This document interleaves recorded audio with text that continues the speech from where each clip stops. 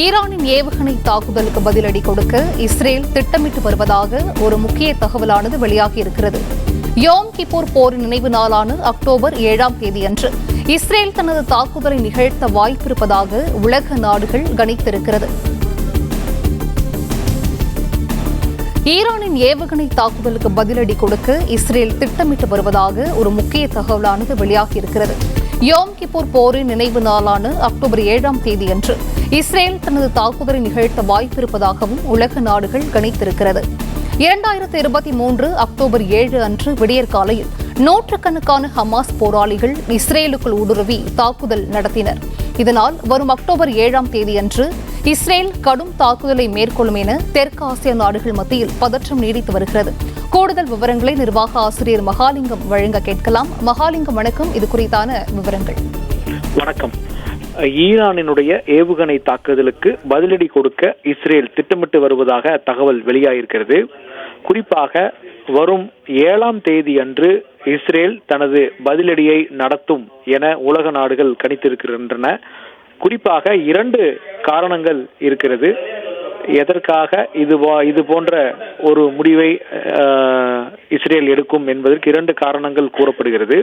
ஒன்று, யோம் கிப்பூர் போரினுடைய நினைவு நாளான அக்டோபர் 7ஆம் தேதி அன்று இஸ்ரேல் தனது பதிலடியை நிகழ்த்த வாய்ப்பிருப்பதாக உலக நாடுகள் கணிக்கின்றன. இன்னொரு பக்கம், அதே அக்டோபர் 7ஆம் தேதி அன்று கடந்த ஆண்டு விடியற்காலையில் நூற்றுக்கணக்கான ஹமாஸ் போராளிகள் இஸ்ரேலுக்குள் ஊடுருவி தாக்குதல் நடத்தினார்கள். எனவே இந்த 2 காரணங்களையும் முன்வைத்து அக்டோபர் 7ஆம் தேதி அன்று மிகப்பெரிய தாக்குதலை இஸ்ரேல் மேற்கொள்ளும் என்று கணிக்கப்படுகிறது.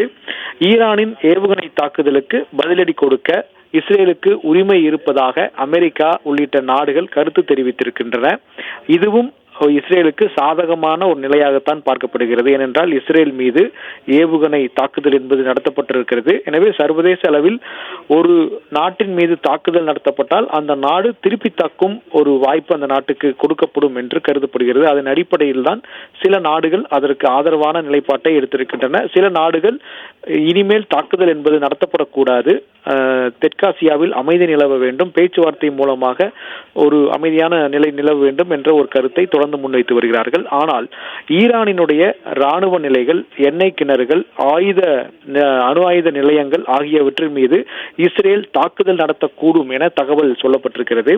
ஆனால் ராணுவ நிலையங்கள் மீது தாக்குதல் நடத்த எந்த நாடும் எதிர்ப்பு தெரிவிக்கவில்லை. ஆனால் இஸ்ரேல் ஈரானினுடைய எண்ணெய் கிணறுகள் மற்றும் ஆயுத நிலையங்கள் மீது தாக்குதல் நடத்த அமெரிக்கா உள்ளிட்ட நாடுகள் எதிர்ப்பு தெரிவிக்கின்றன என்ற ஒரு நிலையும் பார்க்கிறோம். எனவே ஏனென்றால் எண்ணெய் கிணறுகள் தாக்கப்படும் பட்சத்தில் சர்வதேச அளவில் அதனுடைய தாக்கம் என்பது மிக மோசமாக இருக்கும். ஏனென்றால் அதனுடைய மொத்த பொருளாதாரத்தினுடைய வீழ்ச்சியாக பார்க்கிறது.